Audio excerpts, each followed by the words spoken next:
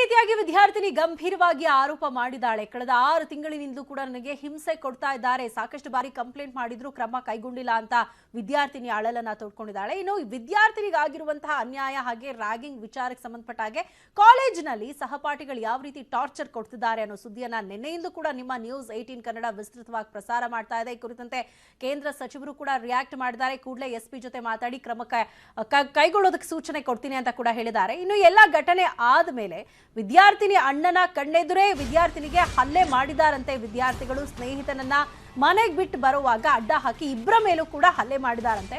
ವಿಶಾಖ್ ಮತ್ತು ತಂಡದಿಂದ ಹಲ್ಲೆ ಆಗಿದೆ ಅಂತ ವೈದ್ಯ ಸಹೋದರ ಹೇಳಿಕೆಯನ್ನ ಕೊಟ್ಟಿದ್ದಾರೆ.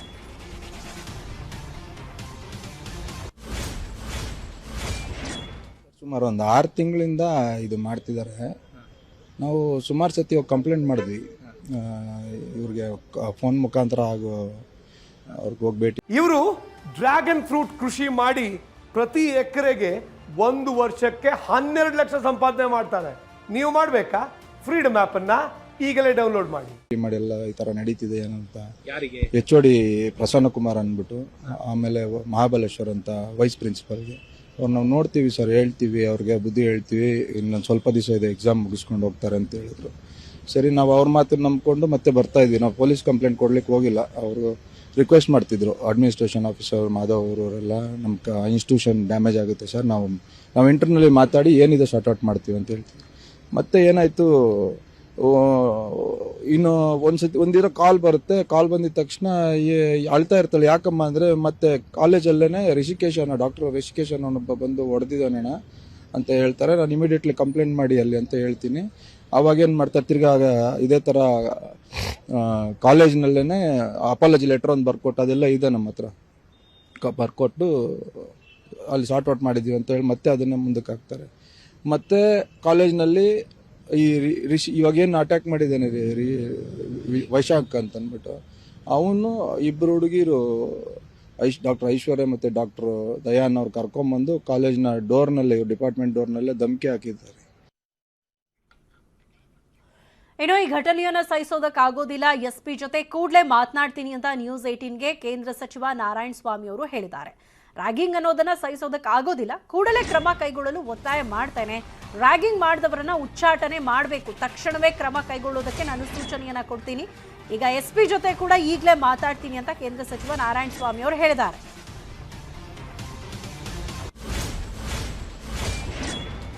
ಹಾಗಾದ್ರೆ ಈ ಪ್ರಕರಣಕ್ಕೆ ಸಂಬಂಧಪಟ್ಟ ಹಾಗೆ ನ್ಯೂಸ್ 18 ಜೊತೆ ಸಚಿವರು ಏನ್ ಮಾತಾಡಿದ್ರು ಬನ್ನಿ ನೋಡೋಣ.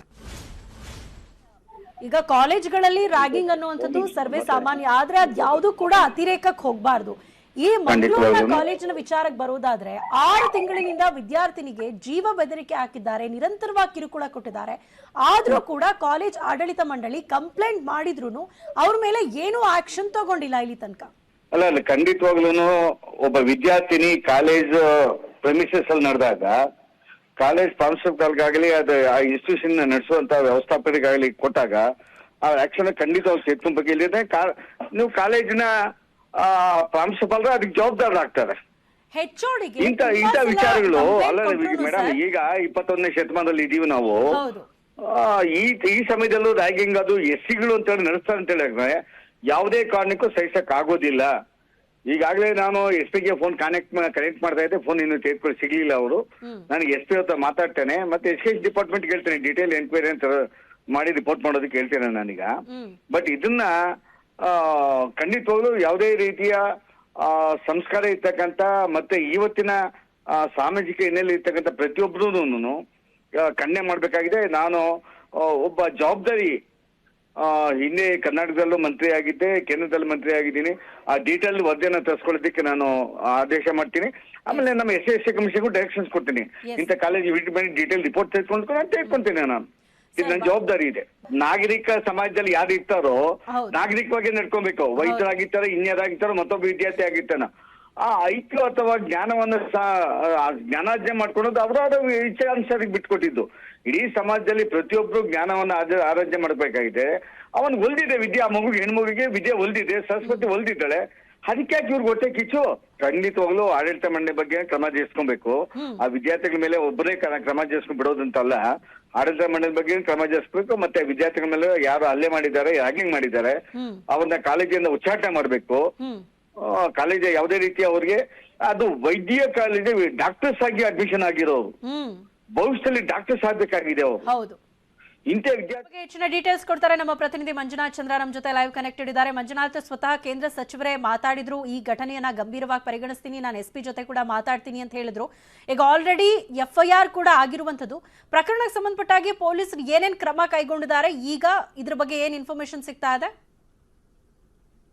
ಸೌಮ್ಯ, ಖಂಡಿತವಾಗ್ಲೂ ಈ ಘಟನೆ ನಿಜಕ್ಕೂ ಕೂಡ ಖಂಡನೀಯ ಅಂತಾನೆ ಹೇಳ್ಬೋದು. ಯಾಕಂತ ಹೇಳಿದ್ರೆ ರ್ಯಾಂಕ್ ಬಂದಂತ ವಿದ್ಯಾರ್ಥಿನಿ ಒಂದು ಮೆರಿಟ್ ಮೇಲೆ ಹೋಗಿ ಕಾಲೇಜಿನಲ್ಲಿ ವ್ಯಾಸಂಗ ಮಾಡ್ಕೊಂಡು ಅಲ್ಲೂ ಕೂಡ ರ್ಯಾಂಕ್ ಅನ್ನ ಪಡೆದಿರ್ತಕ್ಕಂಥದ್ದು, ಜೊತೆಲಿದ್ದಂತ ವೈದ್ಯರು ಏನಿದ್ರೆ ಸ್ನೇಹಿತರಂತ ಏನ್ ಹೇಳ್ತೀವಿ ಅವ್ರಿಗೆ ಸಹಿಸಕ್ಕಾಗಲ್ಲ. ಒಂದು ಪರಿಶಿಷ್ಟ ಜಾತಿ ವಿದ್ಯಾರ್ಥಿನಿ ಈ ರೀತಿಯಾಗಿ ಮೇಲ್ಪಟ್ಟು ಬರ್ತಾ ಇದ್ದಾರೆ ಅಂತ ಹೇಳಿದ್ರೆ ನಿಜಕ್ಕೂ ಕೂಡ ಅವ್ರಿಗೆ ಅದನ್ನ ತಡ್ಕೊಳ್ಳೋಕು ಕೂಡ ಆಗಲ್ಲ. ಆ ರೀತಿಯಾಗಿರ್ತಕ್ಕಂಥದ್ದು ಕಳೆದ ಅಂದ್ರೆ ಅಣ್ಣನ ಹತ್ರ ಮುಂಚೆ ಹೇಳಕ್ಕಿಂತ ಮುಂಚೆ ಸುಮಾರು 6 ತಿಂಗಳಿಂದ ಸಾಕಷ್ಟು ಒಂದು ಕಿರುಕುಳವನ್ನ ಕೊಟ್ಟಿರ್ತಕ್ಕಂಥದ್ದು, ಜೊತೆಲಿದ್ದ ಸ್ನೇಹಿತರೆ ಅಂತಾನೆ ಹೇಳ್ಬೋದು. ಯಾಕಂದ್ರೆ ಒಂದೇ ಬ್ಯಾಚ್ಮೇಟ್ ಆಗಿರೋದ್ರಿಂದ ಅವೆಲ್ಲರೂ ಕೂಡ ಪೇಷಂಟ್ ಗಳನ್ನ ಟ್ರೀಟ್ ಮಾಡ್ತಾ ಇದ್ರು. ಅಲ್ಲೂ ಕೂಡ ಏನು ಹಲ್ಲೆಗೊಳಗಾದಂತ ಡಾಕ್ಟರ್ ವಿದ್ಯಾರ್ಥಿ ಏನಿದ್ದಾರೆ ಅವ್ರನ್ನ ಅಲ್ಲಿ ಟ್ರೀಟ್ಮೆಂಟ್ ಮಾಡೋಕ್ಕೂ ಕೂಡ ಬಿಡಲ್ಲ. ಆ ರೀತಿಯಾಗಿ ಒಂದು ಅವಾಜ್ಗಳನ್ನ ಹಾಕ್ತಾರೆ. ಜೊತೆಗೆ ಇವರ ಜೊತೆಗೆ ಒಬ್ರು ವಿದ್ಯಾರ್ಥಿನಿ ಅನ್ನೋ ಕೂಡ ಇದ್ದಾರೆ. ಅಂದ್ರೆ ಡಾಕ್ಟರ್ ಅವರು ಕೂಡ ಅವರು ಬೆಂಗಳೂರಿಂದ ಎಷ್ಟು ಬೇಕಾದ್ರೂ ಹಣವನ್ನು ನಾನು ಕೊಡ್ತೇನೆ, ಇವಳನ್ನ ಸಾಯಿಸಿ ಬಿಡೋಣ ಅನ್ನೋ ರೀತಿಯಲ್ಲಿ ಮಾತನಾಡಿರ್ತಕ್ಕಂಥದ್ದು. ಜೊತೆಗೆ ಇನ್ನೊಂದು ವಿಚಾರ ಏನಂತಂದ್ರೆ ಈಗಾಗಲೇ ಪೊಲೀಸರು FIR ಅನ್ನ ಕೂಡ ರಿಜಿಸ್ಟರ್ ಮಾಡ್ಕೊಂಡಿದ್ದಕ್ಕೆ ಅವ್ರ ಮೇಲೆ ಇನ್ನ ಯಾವುದೇ ರೀತಿಯ ಒಂದು ಕಾನೂನು ರೀತಿಯ ಒಂದು ಕ್ರಮವನ್ನ ಕೂಡ ಕೈಗೊಂಡಿಲ್ಲ. ಜೊತೆಗೆ ಏನೊಂದು ಯುವತಿ ಈಗಾಗಲೇ ಒಂದು ಹಲ್ಲೆಗೊಳಗಾಗಿದ್ದಾರೆ, ಡಾಕ್ಟರ್ ಅವರ ಅಂದ್ರೆ ಅವರ ಪರವಾಗಿ ಒಂದು ಸ್ಟೇಟ್ಮೆಂಟ್ ಅನ್ನ ಪಡ್ಕೊಳ್ಳೋಕೆ ಇನ್ನ ಕೂಡ ಪೊಲೀಸರು ಬೆಂಗಳೂರಿಗೆ ಆಗಮಿಸಿಲ್ಲ. ನಿಜಕ್ಕೂ ಕೂಡ ಯಾಕೆ ಅಂದ್ರೆ ಅವರೆಲ್ಲರೂ ಕೂಡ ವಿದ್ಯಾರ್ಥಿಗಳು ಈಕೆ ಮಾತ್ರ ಹಲ್ಲೆಗೊಳಗಾದ ವಿದ್ಯಾರ್ಥಿನಿ ಮಾತ್ರ ಮೆರಿಟ್ ಸೀಟ್ ಮೇಲೆ ಹೋಗಿರ್ತಕ್ಕಂಥದ್ದು, ಅವರೆಲ್ಲರೂ ಕೂಡ ಪೇಮೆಂಟ್ ಸೀಟ್ ಆಗಿರೋದ್ರಿಂದ ಈ ಒಬ್ಬ ವಿದ್ಯಾರ್ಥಿಯನ್ನ ಅಷ್ಟೇ ಮಾತ್ರ ಆ ಗ್ಯಾಂಗ್ ಟಾರ್ಗೆಟ್ ಮಾಡ್ತಾ ಇದ್ದ, ಅಥವಾ ಆ ಕಾಲೇಜಲ್ಲಿ ಈ ರೀತಿ ರ್ಯಾಗಿಂಗ್ ಮಾಡೋದು, ಬೇರೆಯವರಿಗೆ ಅಪಮಾನ ಮಾಡೋದು ಅದೆಲ್ಲವೂ ಕೂಡ ಸರ್ವೇ ಸಾಮಾನ್ಯನಾ, ಅಥವಾ ಕೇವಲ ಈ ಒಬ್ಬ ವಿದ್ಯಾರ್ಥಿಯನ್ನ ಅಷ್ಟೇ ಟಾರ್ಗೆಟ್ ಮಾಡ್ತಿದ್ದಂತದ್ದ? ಸೌಮ್ಯ, ಇಲ್ಲಿ ಈ ಕಾಲೇಜಿನಲ್ಲಿ ನಡೀತಕ್ಕಂಥ ಘಟನೆ ಏನಂತಂದ್ರೆ ಈ ವಿದ್ಯಾರ್ಥಿ ಹಲ್ಲೆಗೊಳಗಾದ ವಿದ್ಯಾರ್ಥಿ ಏನಿದ್ದಾರೆ ಈಕೆ ಮೆರಿಟ್ ಸೀಟ್ ಮೇಲೆ ಗೌರ್ಮೆಂಟ್ ಕೋಟಾದಲ್ಲಿ ಹೋಗಿರೋದ್ರಿಂದ ಈಕೆಗೆ ಸಾಕಷ್ಟು ಫೆಸಿಲಿಟೀಸ್ ಬಂದಿತ್ತು. ಅವರೆಲ್ಲ ಪೇಮೆಂಟ್ ಸೀಟ್ ಆಗಿರೋದ್ರಿಂದ ಅವ್ರಿಗೆ ಫೆಸಿಲಿಟೀಸ್ ಕಡಿಮೆ ಇರ್ಬೋದು. ಆದ್ರೆ ಅದ್ರ ಜೊತೆಗೆ ಇನ್ನೂ ಒಂದು ಏನಂತಂದ್ರೆ ಈಕೆ ಮಾಡ್ತಾ ಇರ್ತಕ್ಕಂಥ ಪ್ರಾಕ್ಟೀಸ್ ಏನಿದೆ, TSS ಏನಿದೆ ಅದೆಲ್ಲ ಸಬ್ಮಿಷನ್ ಮಾಡೋದಾಗ್ಲಿ, ಮತ್ತೆ ಈಕೆ ಅಲ್ಲಿ ಮುನ್ನೆಚ್ಚರಿಕೆಯಾಗಿ ಎಲ್ಲ ಪೇಷಂಟ್ ಗಳನ್ನ ಟ್ರೀಟ್ ಮಾಡೋದಾಗ್ಲಿ ಎಲ್ಲವೂ ಕೂಡ ಪ್ರಾಕ್ಟಿಕಲ್ ಆಗಿ ಒಂದು ಒಳ್ಳೆ ಉತ್ತಮವಾದ ಅಂಕಗಳನ್ನ ಪಡೆದಿರ್ತಕ್ಕಂಥದ್ದು. ಆ ಹಿನ್ನೆಲೆಯಲ್ಲಿ ಈಕೆ ರ್ಯಾಂಕ್ ಕೂಡ ಬರ್ತಾ ಇರ್ತಕ್ಕಂಥದ್ದು. ಇವರು ಕೇರಳದಿಂದ ಬಂದು ಇದನ್ನೆಲ್ಲವೂ ಕೂಡ ನೋಡಿ ಈಕೆ ನಮ್ಮನ್ನ ಮೀರಿಸ್ತಾಳೆ, ಪರ್ಸೆಂಟೇಜ್ ಇನ್ನ ಜಾಸ್ತಿ ತಗೊಂಡು ಒಳ್ಳೆ ಹೆಸರನ್ನ ಗಳಿಸ್ತಾರೆ ಅನ್ನೋ ರೀತಿಯಲ್ಲಿ ಈ ಒಂದು ವಿದ್ಯಾರ್ಥಿ ಮಾತ್ರ ಟಾರ್ಗೆಟ್ ಮಾಡಿ ಈಕೆಯನ್ನು ಹೇಗಾದ್ರೂ ಮಾಡಿ ಇಲ್ಲಿಂದ ಕಳಿಸಿದ್ರೆ ನೆಕ್ಸ್ಟ್ ನಾವೇ ಈಕೆ ಜಾಗಕ್ಕೆ ನಾವು ತುಂಬೋದು, ಅಂದ್ರೆ ನಾವು ಹರರಾಗ್ತೀವಿ, ಈಕೆಯನ್ನ ಕಳಿಸ್ಬಿಡೋಣ ಬೆಂಗಳೂರಿಗೆ. ಯಾಕಂತಂದ್ರೆ ಈಕೆ ಜಾತಿ ಕೂಡ ಪರಿಶಿಷ್ಟ ಜಾತಿ ಆಗಿರೋದ್ರಿಂದ ಈಕೆಯನ್ನ ನಾವು ಇಟ್ಕೊಳ್ಳೋದು ಬೇಡ ಅನ್ನೋ ರೀತಿಯಲ್ಲಿ ಅವರು ಟಾರ್ಗೆಟ್ ಮಾಡಿ ಈಕೆಯನ್ನ ನಾವು ಕಳಿಸ್ಲೇಬೇಕು ಹೇಗಾದ್ರೂ ಮಾಡಿ ಬೆಂಗಳೂರಿಗೆ ವಾಪಸ್ ಅಂತ ಹೇಳ್ತಾರೆ. ಆದ್ರೆ ಈ ವಿದ್ಯಾರ್ಥಿನಿ ಅಲ್ಲಿ ಯಾರಿಗೂ ಕೂಡ ಜಗ್ಗದೆ ಒಂದು ಅವರ ಕೊಡುವಂತ ಒಂದು ಕಷ್ಟಗಳು ಅಥವಾ ಒಂದು ಒಡೆದಿರ್ತಕ್ಕಂಥ ಏಟುಗಳನ್ನೆಲ್ಲವನ್ನು ಕೂಡ ಸಹಿಸಿಕೊಂಡು ಸುಮಾರು 6 ತಿಂಗಳು ಕರೆದಿರ್ತಕ್ಕಂಥದ್ದು ಸೌಮ್ಯ. ಅದಾದ ನಂತರ ಸ್ವತಃ ತನ್ನ ಅಣ್ಣನ ಬಳಿಯಲ್ಲಿರ್ತಕ್ಕಂಥ ವಿನಯ್ ಬಳಿಯಲ್ಲಿರ್ತಕ್ಕಂಥದ್ದು ಅದನ್ನು ಕೂಡ ಕೇಳಕ್ಕೆ ಸ್ವತಃ HOD ಹತ್ರ ಮಹಾಬಲೇಶ್ವರಕ್ಕೆ ಹೋದ್ರೆ ಆ HOD ಕೂಡ ಒಂದು ಬ್ರಾಹ್ಮಣರಾಗಿರೋದ್ರಿಂದ ಅದನ್ನು ತಿರಸ್ಕರಿಸ್ತಾರೆ. ಎಲ್ಲಿ ಬಿಡಿ ಇದೆಲ್ಲ ಕಾಮನ್ ಆಗಿರುತ್ತೆ, ಏನು ಆಗಲ್ಲ, ಕಾಲೇಜಲ್ಲಿ ನಾವು ಸರಿಪಡಿಸ್ತೀವಿ ಅಂತ ಹೇಳ್ತಾರೆ. ಆದ್ರೆ ಸ್ವತಃ ಸ್ವಂತ ಅಣ್ಣನ ಮುಂದೆ ತೆಂಗಿಯನ್ನ ಹೊಟ್ಟೆ ಭಾಗಕ್ಕೆ ಕಾಲಿಂದ ಹೊಂದಿರ್ತಕ್ಕಂಥದ್ದು ನಿಜಕ್ಕೂ ಕೂಡ ಸಹಿಸಲಾಗದಂತ ಘಟನೆ ಸೌಮ್ಯ. Thank you Manjunath. ಆಮೇಲೆ ಇನ್ಫಾರ್ಮೇಶನ್ಗೆ ನೋಡೋಣ. ಉನ್ನತ ಶಿಕ್ಷಣ ಸಚಿವ ಅಶ್ವಥ್ ನಾರಾಯಣ ಅವ್ರಿಗೂ ಕೂಡ ನಾವು ಕಾಲ್ ಮಾಡಿದ್ವಿ, ಬಟ್ ಅವ್ರ ಕಾಲ್ ರಿಸೀವ್ ಮಾಡ್ತಾ ಇಲ್ಲ. ಈ ಒಂದು ಘಟನೆಯನ್ನ ಸಚಿವರು ಕೂಡ ಗಂಭೀರವಾಗಿ ಪರಿಗಣಿಸಿ ಆ ವಿದ್ಯಾರ್ಥಿನಿಗೆ ನ್ಯಾಯ ಕೊಡಿಸ್ತಾರೆ, ಮತ್ತೆ ಕಾಲೇಜ್ಗಳಲ್ಲಿ ಮುಂದೆ ಈ ರೀತಿಯಾದಂತಹ ಘಟನೆಗಳು ಮತ್ತೆ ಮರುಕಳಿಸ್ತಾ ಇರೋ ನಿಟ್ಟಿನಲ್ಲೂ ಕೂಡ ಒಂದು ಆಕ್ಷನ್ ತಗೊಳ್ಳೋಕೆ ಮುಂದಾಗ್ತಾರೆ ಅನ್ನುವಂತಹ ಒಂದು ಹೋಪ್ ಇದೆ. ನೋಡೋಣ ಸಚಿವರು ಯಾವ ರೀತಿ ಕ್ರಮ ಕೈಗೊಳ್ತಾರೆ ಅಂತ.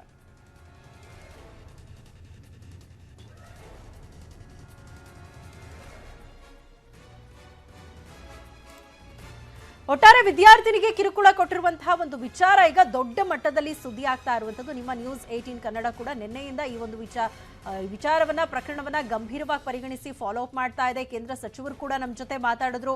ಇನ್ನು ಉನ್ನತ ಶಿಕ್ಷಣ ಸಚಿವ ಅಶ್ವಥ್ ನಾರಾಯಣ ಅವ್ರಿಗೂ ಕೂಡ ನಾವು ಕಾಲ್ ಮಾಡಿದ್ವಿ. ಈಗ ಪ್ರಕರಣಕ್ಕೆ ಸಂಬಂಧಪಟ್ಟಾಗಿ FIR ಆಗಿದೆ. ಕಾಲೇಜ್ ಆಡಳಿತ ಮಂಡಳಿ ಕೂಡ ಈಕೆ ಕಂಪ್ಲೇಂಟ್ ಅನ್ನ ಕೊಟ್ಟಿದ್ರು. ಪದೇ ಪದೇ ಈ ರೀತಿ ಕಿರುಕುಳ ಆಗ್ತಾ ಇದೆ ಅಂತ ಆರೋಪ ಮಾಡಿದ್ರು ಕೂಡ ಕಾಲೇಜ್ ಆಡಳಿತ ಮಂಡಳಿ ಕೂಡ ಅದನ್ನ ಗಂಭೀರವಾಗಿ ಪರಿಗಣಿಸಿಲ್ಲ. ನಾವು ಅವ್ರನ್ನೂ ಕೂಡ ಕಾಂಟ್ಯಾಕ್ಟ್ ಮಾಡೋದಕ್ಕೆ ಪ್ರಯತ್ನ ಪಟ್ವಿ, ಆದ್ರೆ ಅವ್ರು ಯಾರು ನಮ್ಮ ಸಂಪರ್ಕಕ್ಕೆ ಸಿಗ್ತಾ ಇಲ್ಲ. ಮುಂದಿನ ದಿನಗಳಲ್ಲಿ ಈ ಒಂದು ವಿಚಾರವನ್ನ ಎಷ್ಟು ಗಂಭೀರವಾಗಿ ಕಾಲೇಜಿನವರು ಪರಿಗಣಿಸ್ತಾರೆ, ಸರ್ಕಾರ ಎಷ್ಟು ಮಟ್ಟಿಗೆ ಗಂಭೀರವಾಗಿ ಪರಿಗಣಿಸುತ್ತೆ, ಸಚಿವರು ಯಾವ ರೀತಿ ಕ್ರಮ ಕೈಗೊಳ್ತಾರೆ ಅನ್ನೋದನ್ನ ಕಾದು ನೋಡಬೇಕು. ಬಟ್ ಈ ವಿದ್ಯಾರ್ಥಿನಿಗೆ ನ್ಯಾಯ ಸಿಗೋವರೆಗೂ ನಿಮ್ಮ ನ್ಯೂಸ್ 18 ಕನ್ನಡ ನಿರಂತರವಾಗಿ ಒಂದು ಪ್ರಕರಣವನ್ನ ಫಾಲೋ ಅಪ್ ಮಾಡ್ತಾ ಇರುತ್ತೆ.